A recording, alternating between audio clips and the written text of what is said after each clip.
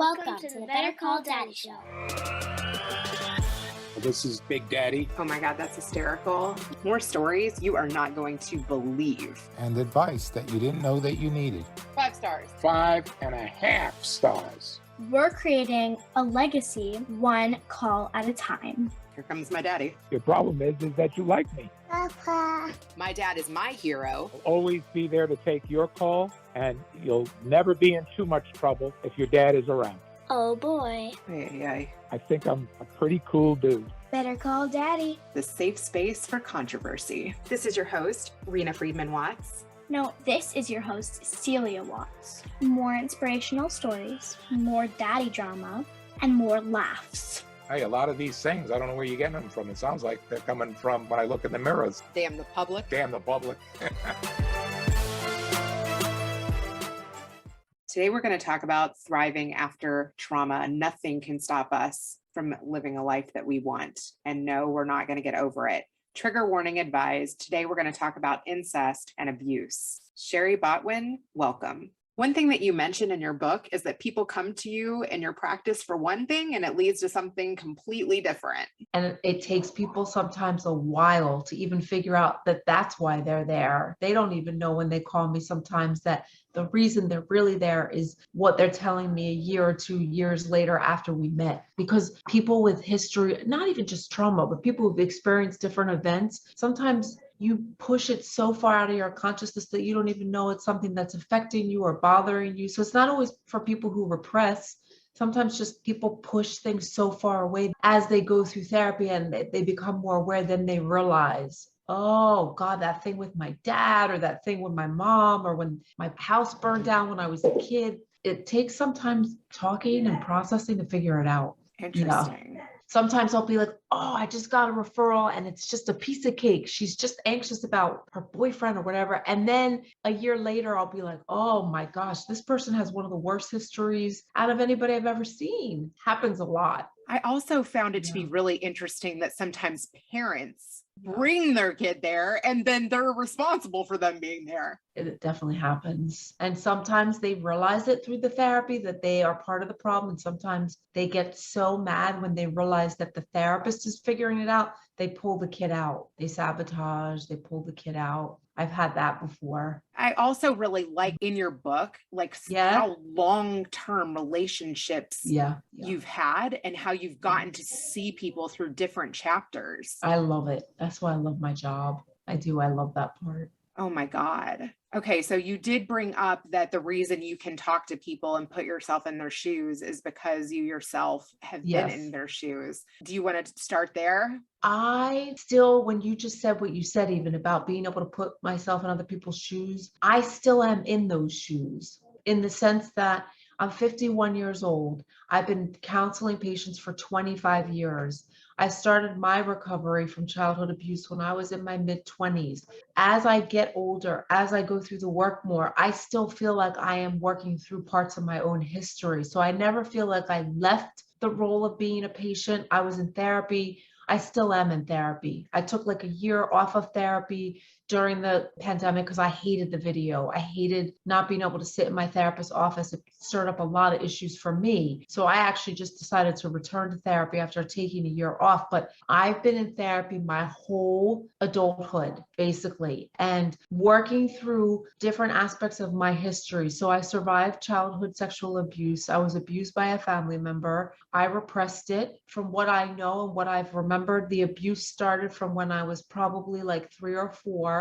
And it didn't stop until I was in my early 20s. So what happened was I went to college. I would come home for break in the summer, move back home after I graduated college. And then 6 months after that, knew I had to get the hell out of my house. Had no awareness of why or what was wrong, but just knew something was really wrong. And then I started going to graduate school for social work. At that time, I didn't know I was going to be a therapist. I thought, well, I'll probably work in like a school or I'll be a social worker with like the grandmoms and the grandpas because I used to love older people. I just love them. I had a great relationship with my grandfather and my grandmother. So that's what I thought. I thought I'll be a social worker. I'll be out in the community. So I graduated with my master's in social work 2 years after I moved out of my house. And my first job was working in an eating disorder inpatient facility. When I heard about the job, I was like, yeah, that sounds like something I would really like, but I had no idea what was going to happen. It ended up probably being the thing that helped me to save my life, working there, because I recognized that I had an eating disorder, which I had no idea. I knew I needed help. People were telling me that I work with, you probably should go to therapy,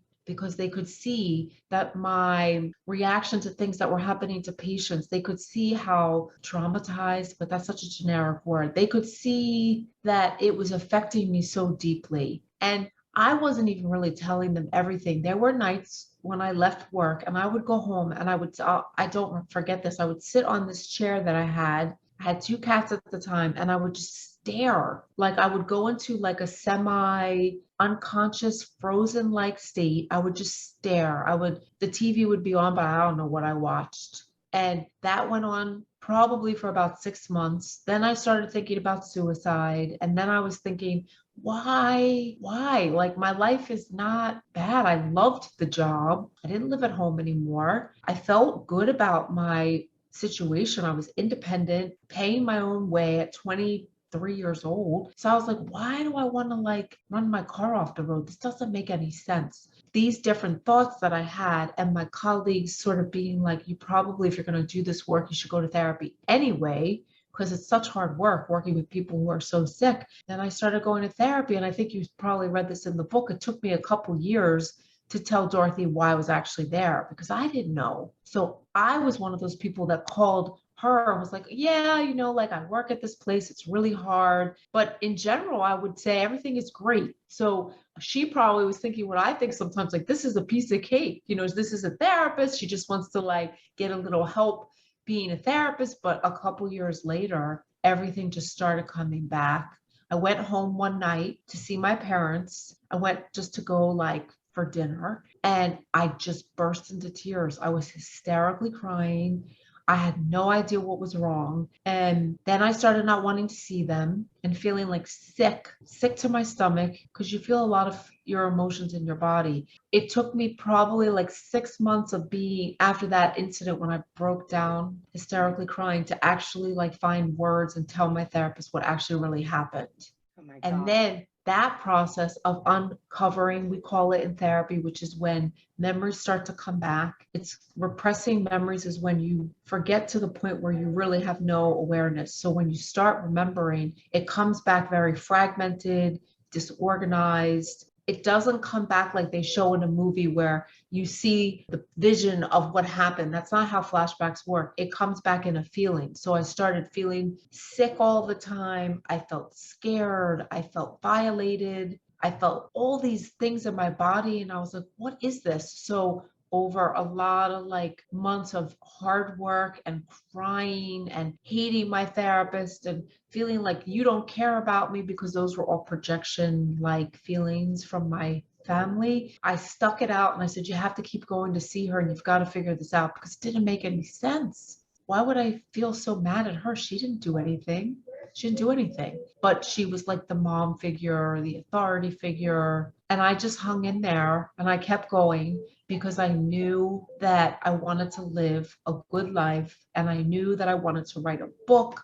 I knew I wanted to be a therapist at that point. I had started seeing patients in my private practice. And I thought, I am not going to let this ruin my life. Yeah, and I heard you say that you wanted to live a complete life. Yeah. Do you think living a complete life involves finding your voice and telling your story?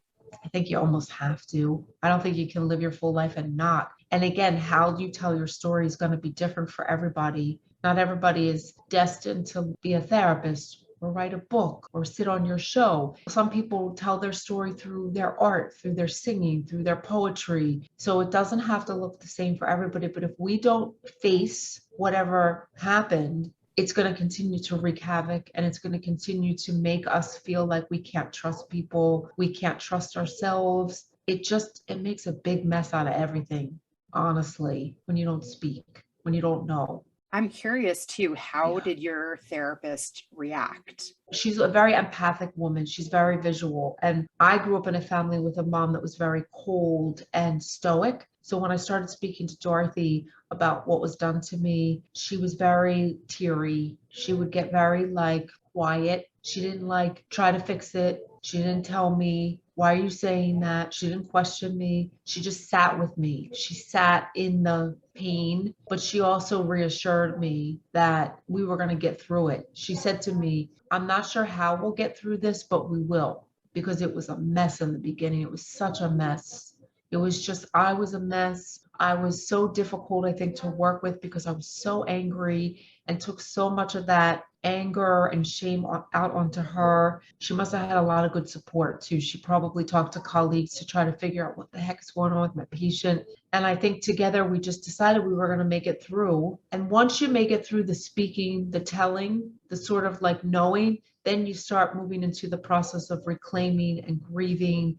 And that's when the happy, hopeful stories you're reading in my book, I think that's what keeps people going, because they start to see how different life can be. Like I started learning that I could trust people. I started trusting myself. I always had goals and dreams, which made me a hard worker. And when I think of people with trauma histories, I think there's the bravest, hardest working people you could ever meet, because the people who make it out of these horrific situations have so much strength and determination. And I think that that's what makes surviving trauma possible. And not everybody survives. I've met some people who they don't survive because they're so damaged and they're so in their pathology that they become like an abuser. I've seen that with people. I've definitely seen that, not a lot. Whoa. Oh yeah, because when you're in therapy with somebody, patients bring their stuff. So sometimes the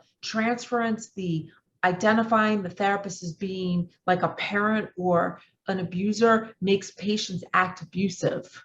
They can be abusive towards their therapists. Most people can work through it, but there are some people they can't. They're so in it. They're so self-sabotaging, self-harming, self-hating that they end up sabotaging the therapeutic relationship. So it doesn't happen a lot. I think if that happened a lot, I would have quit 20 years ago. But that is very painful and difficult to deal with, because I know it doesn't have to be that way. But some people that's just what happens. That's why I think abuse is so cyclical, because the people who don't look at their histories or understand, they end up repeating it with therapists sometimes, with husbands, with their children, towards their elder parents. This is just like what happens. Right. It But seems that when people sometimes get in abusive relationships, they end up in another abusive relationship. Right. And I do see this, and people who've been in abusive relationships, I think will understand this. Sometimes when somebody is in an abusive relationship, they also are an abuser at times. It's not always so black or white, where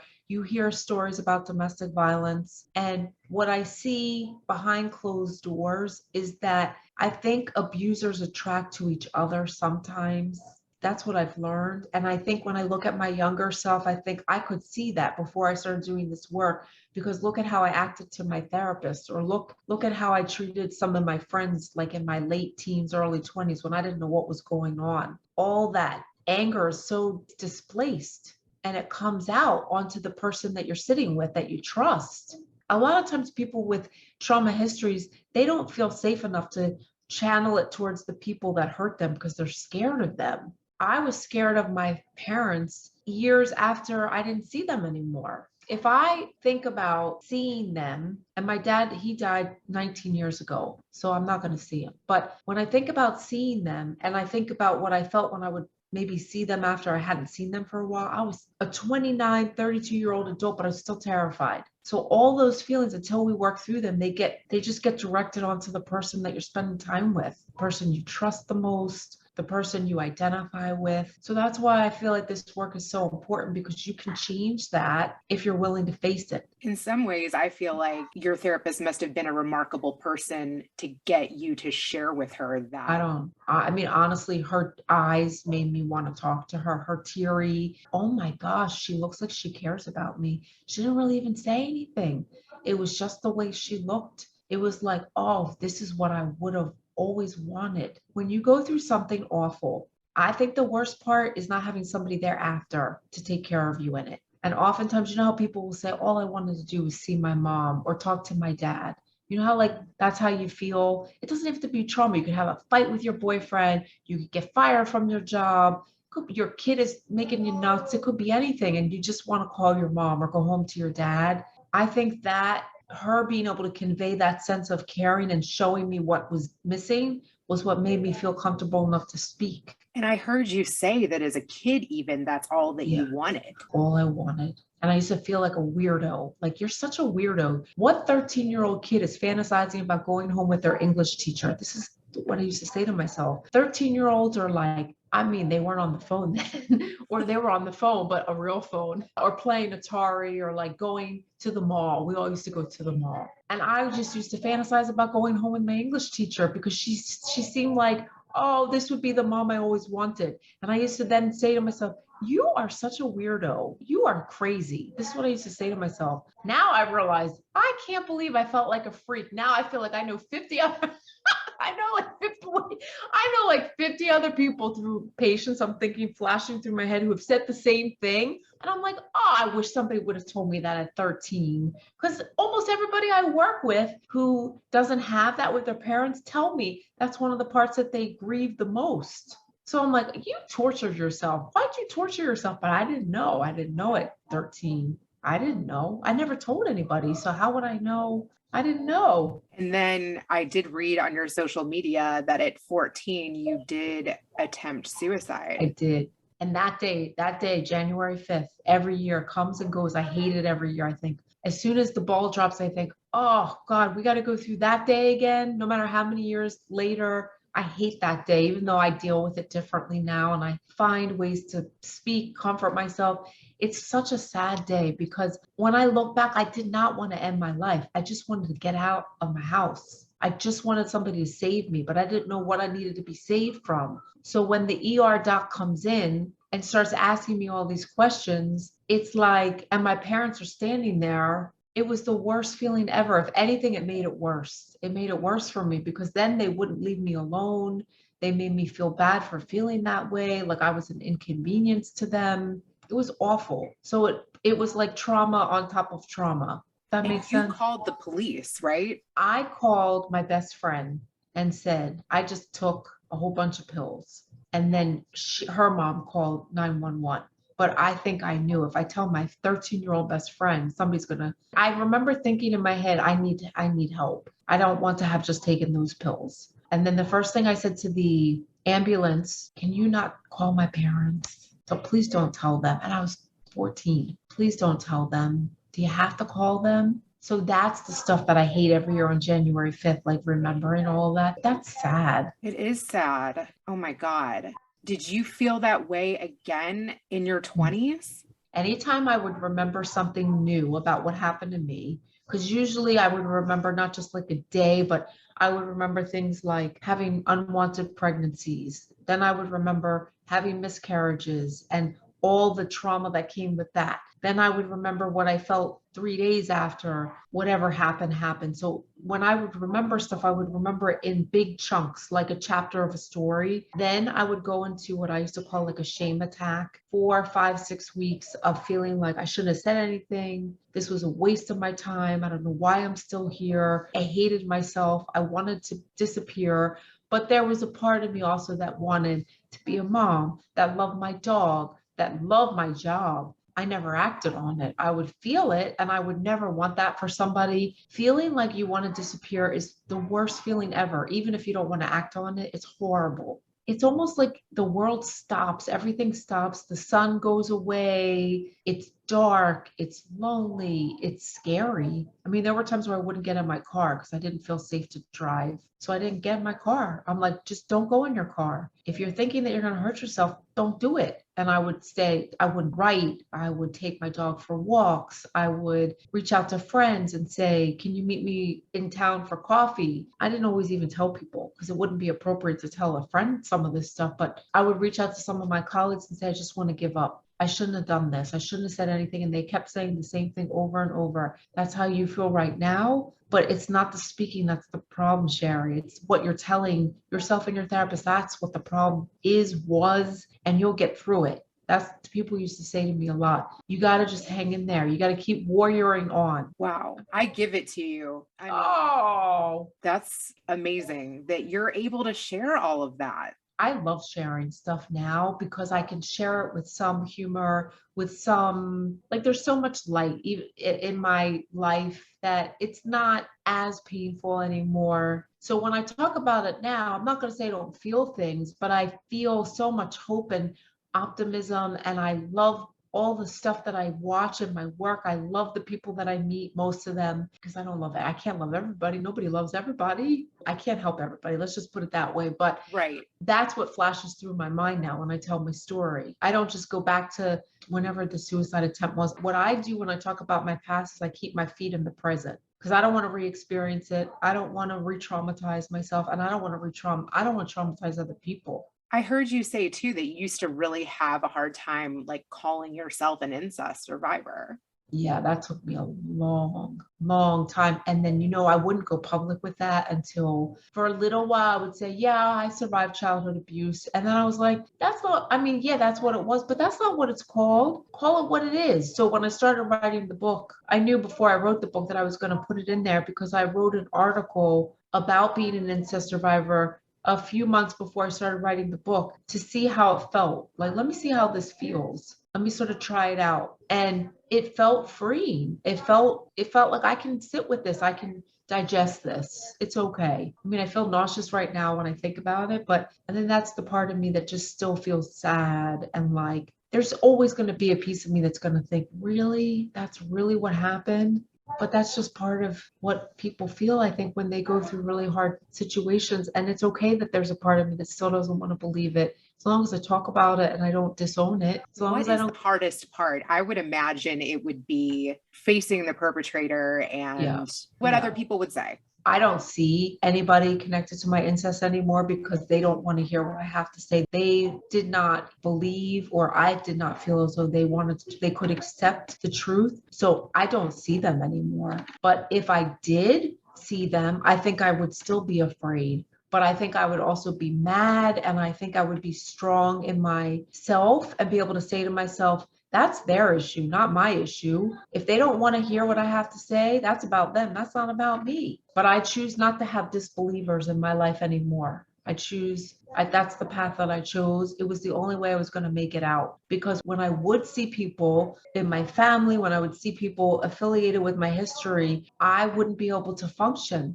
I couldn't do it. I couldn't get out of bed. I couldn't go to the gym. I couldn't see my friends. I had a dog and I love Chloe. I took her for walks, but I don't remember the walk. I was so out of sorts. I was so despondent. Probably took me about 5 years to realize in order for you to really live a life, you're going to have to pull away. And that's not everybody's story. I've met people who've confronted their perpetrators, who've been able to keep people in their life that have hurt them in their past. I've met people who face all different kinds of trauma and people associated with their history and have, made amends. So that's wonderful for them, but that's just not the way it was going to go for me. But you did tell your perpetrator, I know you did this. I did several times. And I also did it with compassion. I still remember one of the first times I sat with him and I saw his face, and in my heart thinking, this guy is so sick. I felt bad for him. I did. I thought, I would rather be me than you, because how do you do that to somebody and live with yourself? How? So when I think of different people who've hurt me or my patients, I work with them on not feeling bad for them in a like, woe is me, woe is you, but more like part of healing is being able to look at the person and think, you are not in a good spot. You are not a well person. You put things in me, or you said things to me that had nothing to do with me. That was about you. And to almost think, how sad for that person, because that person has their own history. Abuse is cycles. It goes from one generation to the next, to the next. I broke the cycle in my family, I believe, but it's not like that for everybody. Let's talk about how you broke the cycle. I decided I'm going to become a parent because in my late 30s, I still didn't have a boy. Well, I had a boyfriend. We broke up. And I'm like, all right, Shari, you're like 38 years old. What are you doing? You can't like not have a kid too and not be married. You gotta live your life. So things got delayed for me because of my history, right? So I decided, what I'm going to do, because I always wanted to be a parent, is I'm going to have a kid. And I didn't know it at the time that becoming a parent was going to help me to break the cycle, but that's what broke the cycle. Watching myself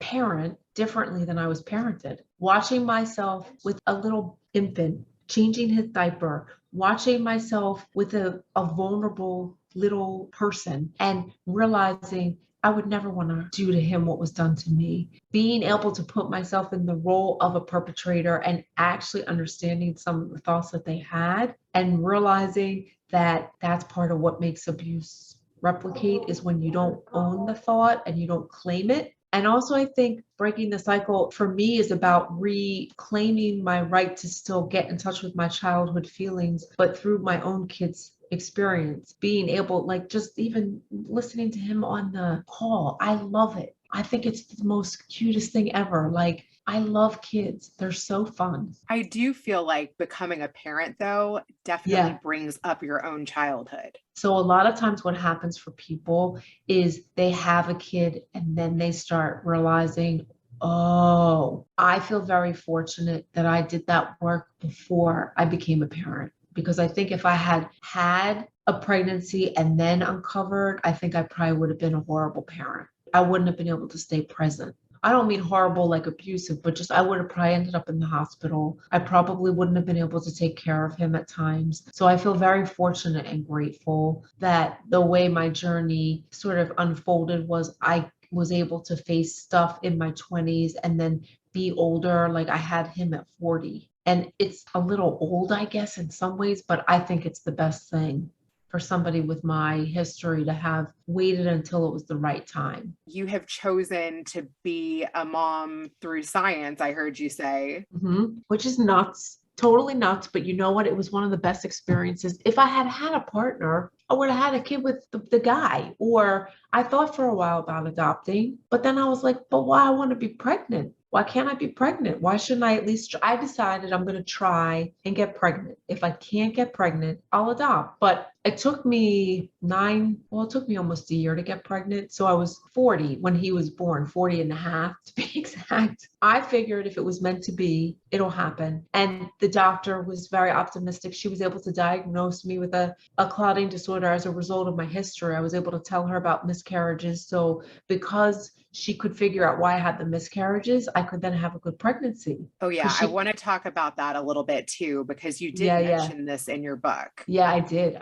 This is one of the saddest parts of my history, but it's the one that I feel is the most important, really, because without being able to understand my history, I wouldn't be able to have a kid. So your pregnancies were caused from the incest. And so what happened was I had miscarriages. And at the time, I didn't know they were miscarriages, but I know what happened, if that makes sense. And that's part of what I worked through in therapy was, I wasn't just late for my period, I was pregnant. Because some of the pregnancies went into the 12th or 13th week. One landed me in an ER. And I think the doctors knew I was having a miscarriage, but I was silenced by my mom. She told them not to give me a pregnancy test. And I also told them, do not give me a pregnancy test. I don't sleep with people. So they couldn't actually call it a miscarriage, but I repressed the incest, but I did not repress the miscarriages. In some ways, I did the opposite. I actually remember, like, I could sit down with the doctor and go through what I felt, what I thought. I could tell her all the symptoms leading up to the miscarriage. So in a way, I did the opposite. I actually kept such close memory of those experiences so that when I went to see the fertility doctor, she could say to me, I don't think you had miscarriages just because it was incest. I think we should run a panel of blood work because I think you have a clotting disorder. That's what I think you have. And this disorder that I think you have, you can't hold a pregnancy unless you're on, I had to take blood thinners. I had to give myself injections of heparin or Lovenox twice a day. And I had to start doing the medicine as soon as I started trying to get pregnant. So in order to have a pregnancy, I had to do certain things. And I also had to do a couple other things the first trimester. So because she was an amazing listener and she could hear, my history, she could tolerate it and not look at me like I was crazy. She ran that panel of blood work, and I was devastated when I found out that I had the disorder, because it sort of confirmed that what I remembered was true. I really did have miscarriages. I really had miscarriages. And that threw me into a few months of a severe depression, but it also helped me to be like, now I can get pregnant. I'm going to get pregnant. That's so crazy. Mm. Another interesting thing about your podcast is you did a Father's Day edition and a Mother's Day edition. And I heard you say that you're the father and the mother. Yeah. I mean, I don't really feel like a father, but I'm both of the parents. Yeah. So on Father's Day, my one very good friend, Sandy, every year says, Happy Father's Day. That's great that you're laughing at that. I love that. That's amazing. And I think I tell him too, what are you going to get me? What are you going to make me on Mother's Day? What are you going to buy me for Father's Day? I said, it's my holiday, both of them.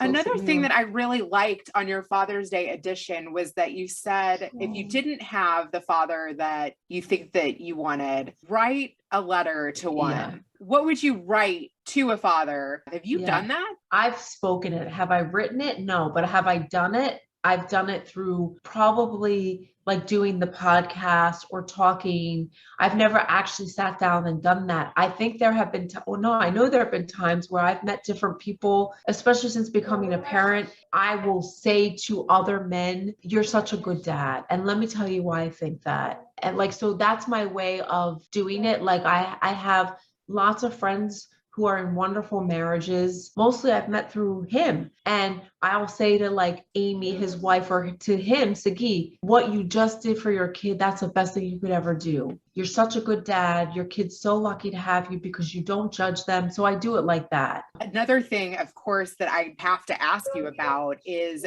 being a therapist to Bill Cosby survivors. So I wasn't a therapist. I was an advocate. What happened was I read about, or I listened to some of their stories, and I wrote an article for the Philadelphia Inquirer as a way to say, I admire these women. So what ended up happening is they saw, because of social media, and they reached out to me. So I served as I was at both of the trials, and I sat with them and I talked to them. I couldn't really be their therapist because I was more friends with them. Their voices helped me speak more. So the way I look at them is they are part of what helped me to call myself what I am. If they can sit on a stand or tell a newspaper or tell their husband, Bill Cosby raped me, then why can't I say that I'm an incest survivor? He was one of the most loved people in the world. So to me, that is if you can do that, then you can speak about your history. So that's sort of the role they played in my life. I was a big part of many of their journeys throughout that whole process. And it wasn't just the trials, it was before the trial, because it takes a while for it to go to court. I'm sure you know that. I wrote that article in 2015. The trial didn't actually start till 2018. He got arrested at the end of 2017. I mean, I would say I counseled them, but more in as an advocate and a friend. And you got to sit in the courtroom, right? I did. I was there for the whole thing. And I planned to go. Any of that you can talk about? It was traumatic at times. It scared the crap out of me. He scared me. He was scary, Bill Cosby. His supporters were scary. He never had, there were people in the courtroom that were saying mean things to us. They thought I was one of the survivors. So they would say things because I was with the survivors a lot in the hall, in the courtroom. I mean, you see pictures of him, but what he looked like in court, he looked like a stone cold, without any remorse. He laughed a lot when they talked about what he did to them. So I felt scared and I felt sad, but I also felt so much hope for these women that had the opportunity to speak. I worried about some of the women because some of them I could see were traumatized by being in the courtroom. Some of them I think really struggle still because they didn't get the help that they needed. They didn't get the help they needed when they needed the help. They stayed silent for 30 years, some of them. Oh. So it was very emotional. I'm so glad that I went, but there were times when my therapist and my friends would say to me, are you sure you're okay with this? Are you sure you can do this? Because it affected me. I mean, I'm not going to sit here and be like, oh, I was strong. And I broke down at times. I had flashbacks, but it was healing. It felt like it was the right thing. I wouldn't change any of it. The part that was the hardest for me was when they took him away in handcuffs. I think what happened was the part of me that felt like I got my perpetrator in trouble, even though nothing happened to my perpetrator, I felt bad for him, which made me so mad because I'm like, why do you feel bad for him? He should go to jail, but I felt bad for him. After I watched him get taken away, I don't know what it was. I don't know if it was just watching him walk in the handcuffs. He took his jacket off. It was like there were so many people. Everybody was watching. Nobody said a word. You couldn't even hear a pin drop because if you said a word, you got thrown out of the courtroom. I was afraid he was going to come find all of us, and it just triggered me. Were the victims afraid too? If you ask them, they would say yes, but I don't remember them saying that. They were more emotional, like relieved. There was lots of crying, lots of cheering, lots of yelling. It was like a huge amount of emotions all at once. I don't know as months go by what they felt because that's not something that we've talked so much about. But I think if you were to ask them today, because it's been a few years now, I think they would say they were a combination of relieved and scared and mad. And rightfully so. Right. Oh my God. Did they get to say anything to him? 4 of them testified in the second trial. Then what happened is they didn't get to give victim statements because they weren't they were just witnesses, so they couldn't confront him in court. The only person that could speak to him directly was Andrea Constan and her mother, father, and sister. The other survivors were witnesses. When you're a witness, you don't get the opportunity to give a victim statement in the state of Pennsylvania, at least. That's just part of the law. So what ended up happening was the day he was convicted, the guilty verdict, because he didn't go to jail right away, there was a press conference and maybe 12 or 15 of the women, some who didn't get to testify in court, that was their chance to speak, but they didn't get to say it to him directly because he didn't come and watch them. He doesn't care. I would love to know your thoughts too on the Jeffrey Epstein case. I didn't follow it as much. It made me sick when I heard about it. I remembered the day I found out he killed himself or allegedly commit suicide. Those poor people who don't get an opportunity to have closure. The recent story with Ghislaine Maxwell infuriated me because that's the piece of my history that I have trouble with too. The enablers, the silence keepers, the disbelievers, the abuse doesn't just happen by one person. It's a whole system. For me, it was in my family. For these women, it was not just Jeffrey Epstein. There was a whole bunch of people. For the Nassar women, the gymnasts, there were a whole bunch of people who refused to accept the truth, who knew Nassar could have been abusing these girls, but didn't listen. So that stuff makes my head spin. And a lot of times silence keepers, disbelievers have their own set of pathology. Usually they're very narcissistic. There's a gain that they get from keeping it a secret. They benefit from it, whether they're getting paid by the perpetrator, which I believe Cosby did that to people. He paid people to shut them up. I think Jeffrey Epstein might have done the same thing. There's a power thing that comes from that. When you're part of the perpetrator circle, you get lifted up from the perpetrator. That's part of the pathology. You're made to feel like a hero because you're protecting the perpetrator. I think that the recent thing with Maxwell is a hopeful ending of another horrific scandal. And I think that that makes me feel hopeful that maybe we're going to start holding these enablers and accomplices accountable. Trauma comes in all shapes and sizes and is often discredited by the victims themselves. What is the most common reason given by trauma victims for discrediting their experiences? They think what happened to me was nothing compared to what happened to Shari Botwin or what happened to one of Epstein's survivors. That's what they do. And I think, you know what? I think it's a defense mechanism.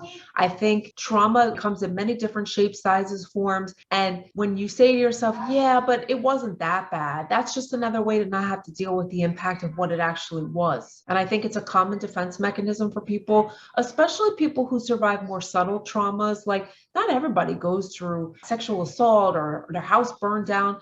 For some people, trauma is finding out something about themselves or watching their mom be sick, or it could be anything. It's not always the biggest deal in the world, but it is for you if it's something you went through. Yeah, even in your book too, like you mentioned, you could be having a good marriage and you could come home and you could lose your husband to a sudden heart attack, or you could get in a bad car accident, Yep. or a 9/11 victim, or Yep. And you know what people say? I didn't die in the tower, so it's not so bad. Or people will say, if somebody's husband dies suddenly, they'll say things like, well, yeah, but at least I had him for all those years. And it's like, listen, what just happened is horrible. I know you don't want to have to think of it in that way, but you shouldn't have to go through any of that. And your experience is just as important as the next person who might have had it worse. And you know what I always say to people? There's always going to be somebody out there that had it worse, quote unquote. And there's always going to be somebody out there that maybe didn't have it so bad. If it broke your heart, if it left you feeling stranded, if it left you feeling like your life was going to end, that's a big deal. And that's what you need to focus on. That's part of what you need to grieve. And that's what you need to heal, that part of you.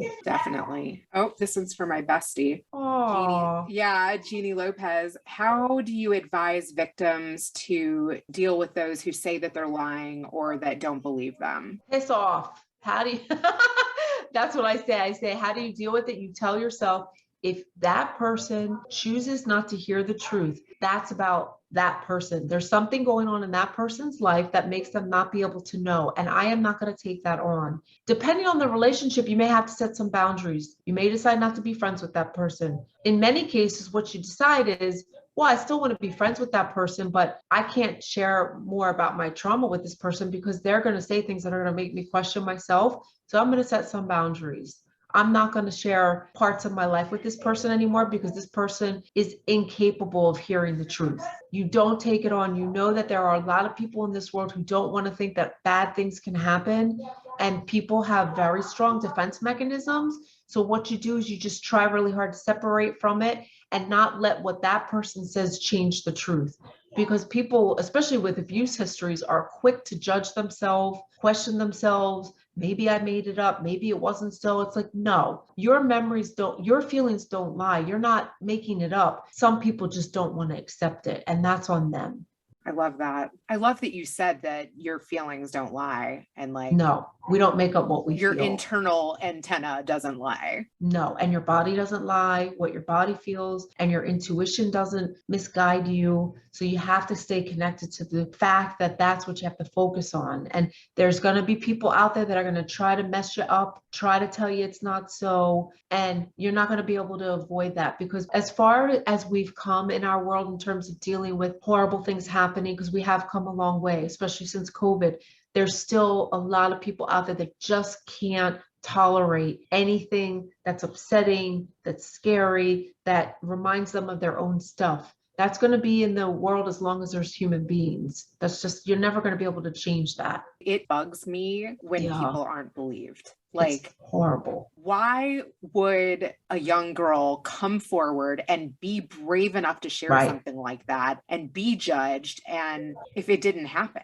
I will be honest with you, for many people, that's worse than the abuse itself. When you finally get the courage to speak up and then you're told, who do you think you are? How could you say that? That actually, from a lot of trauma survivors, is worse than the actual rape, assault, whatever horrible thing happened. A guy asked, Dylan Busby, what are your thoughts, if any, on the effects of trauma on DNA, and can that be inherited? The trauma response, I think, could be inherited, the way sometimes people live in a state of like hypervigilance or a state of like sort of being in PTSD. I don't think it's in DNA so much. I think it's in experience. I think, like we were saying before, it's more generational, cyclical in terms of environment. So I look at it more in terms of the environment.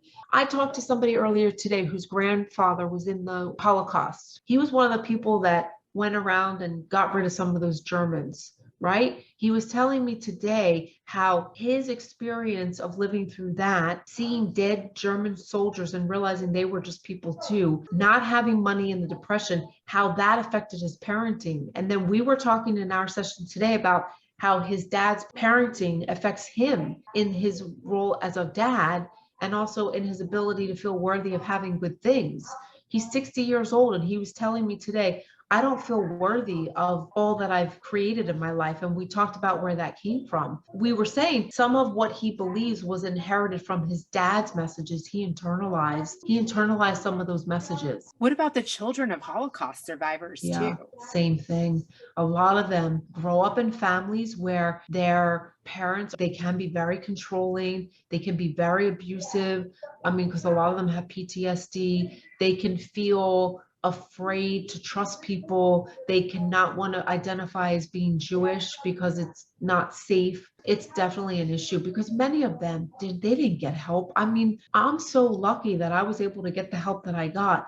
They all needed the same help that I got, if not more, and they didn't get it. So all those memories sit in their bodies and in their hearts. And then the children are traumatized by their trauma because sometimes parents will tell their kids details of what happened to them and that traumatizes them. That I will never do that. My kid will ask me questions and he'll ask me more and more, I'm sure, as he gets older. I will never tell him the specifics of what was done to me because I would never want him to have to picture his mother being raped by a family member. I talk about the feelings, I talk about the impact. And I think Holocaust survivors, I think part of their processing is needing to talk about the specifics of what they saw, but sometimes they don't do it in the right place. That needs to happen in a therapy group or in a therapist's office or in a support group, not with your children, even your adult children. Does your son know what happened? He doesn't know I'm an incest survivor. He knows that I grew up in an abusive home. He knows that my family is not my life.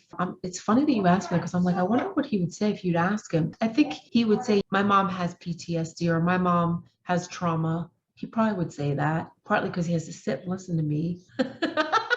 I wait till he asks, and over time I share, he wants to read the book. And I said, no, you're not reading that book. Not yet. I said, when you're a little bit older, I'll read it to you. And I'm not going to read him the whole book. I'm not. He doesn't need to hear all that. I think that would be hard, Why but does quite a he- bonding experience. Yeah, like it's not necessary. It's necessary that he understands the hope and the healing, but he doesn't need to know the trauma. He doesn't need to know the gory details. Neither do I. Andrea asked, what advice do you have for people that have been through PTSD? Get help in any way that you can. If you can't afford to go to a therapist, go through an organization that offers PTSD support. Go online and look for groups that address PTSD. Read books. What advice do I have? Understand that it's a process that you may never fully be free from PTSD, but you can live a full life. Just know that like you're not the only one and that it will get better and that you can learn to live with what happened to you no matter how horrible it was. You can learn to live with it. You don't let go of it. You learn to grab a hold of it and take it with you and not let it keep messing up your life in the present. Do you feel like you've been able to forgive? Mm-hmm. Yeah, I send well wishes to my family every day. I just don't talk to them. Whoa. But you can't forget. If you forgive and forget, you're going to have PTSD a lot worse because then you're going to have flashbacks. You're going to remember stuff that you forgot again. What I say is you forgive, you find a way to feel compassion and empathy for whoever caused harm, but you keep your boundaries, hold your boundaries, and move on with your life and replace some of those family members with the people who are more family by choice. Give yourself permission to fill those voids with people who aren't biological, if that's your story, and keep moving forward. Is there anything that you should never say to a trauma victim? Get over it. Why are you thinking about it so much? Stop thinking about it. Somebody used to always say to me, why do you have to think about it? When I would try to tell her what happened to me, why do you even think about it? Don't think about it, Shari. Just let's go to dinner. And I'd be like, first of all, I can't help that I'm thinking about it because I can't control my thoughts, but I would want to take her and throw her out the window. Never say that to a trauma survivor. And you know what else? Never say to them, oh, you'll be fine. Then the curse words go off in my head. It's not fine. It's okay to say you'll make it through. We got your back, but don't ever say you'll be fine. And don't act like you get it because you don't. Don't say to your friend or your partner, I understand. How the hell do you understand? You weren't there. No, you don't. It's better to say, I can't even imagine what that was like for you because that's more authentic. I can't imagine what it was like to live through the Holocaust. I never was there. And you probably can't imagine what it's like to grow up in my family. It's better to say that. I like that. Yeah.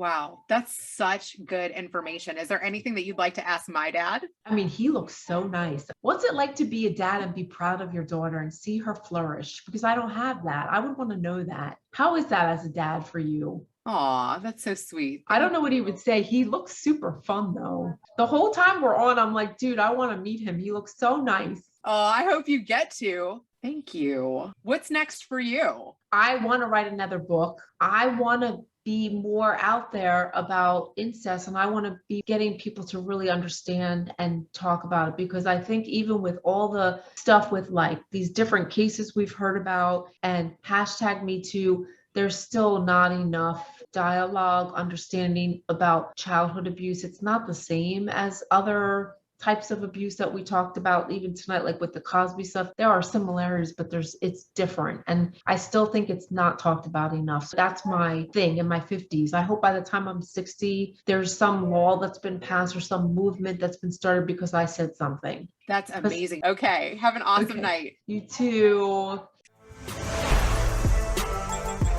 Now, let's switch it over to Grandpa. Her question was, what is it like to see your daughter flourish? That's really what it's all about. Rena with her show, or Stephanie when she was winning chess tournaments, whether it's Jessica making a tremendous art project. Part of a parent, at least a parent that's trying to do the right thing, is to be able to see your children flourish. It's your continuation. It becomes your legacy. All their accomplishments fall back on you, where you've been able to pass on the right wisdom so that your children and your children's children also want to grow and achieve. That makes you part of a positive block. And what Shari has brought up, and maybe even the title of this episode, is how do you break the blockchain of abuse? And that's what Shari is trying to demonstrate and has experienced and is trying to share with other people the human factors that go into not only abuse in many fashions and forms, but how to get over it and break it and really understand it. And I'm very proud of her, the way she really is able to touch on the subject that is so darn sensitive.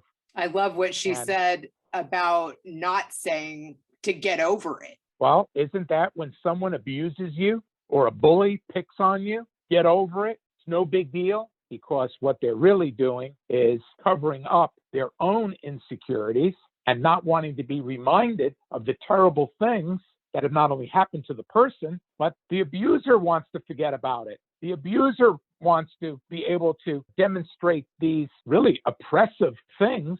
And who even knows? Because a lot of times people that do this oppressing onto others have been oppressed themselves, where somebody did it to them and they're doing it to someone else. Some people that get abused then abuse others. I believe that that is the correct correlation to all of this. And especially, look at, you brought up Mr. Cosby. My gosh, I thought he was the perfect black fella, that he was able to overcome prejudice, could get along with all different races, and was a split example to the world. But look what really was going on behind closed doors, that this actor or this person that played that part was nothing close to who he really was, and really not the real thing. So really getting to know someone and really have the sensitivity to care about knowing someone and feeling someone's pain is a lot different than saying, oh, get over it. Not that big of a deal. And even if it was, move on. That's not really ever addressing the real problems. You can't solve real problems if you don't really address them and dissect them and understand it all, so that not only can you move on, but also the people that are around you can move on, and where they can really join with you and help you. And I understand that talking it out and getting therapy really go hand in hand.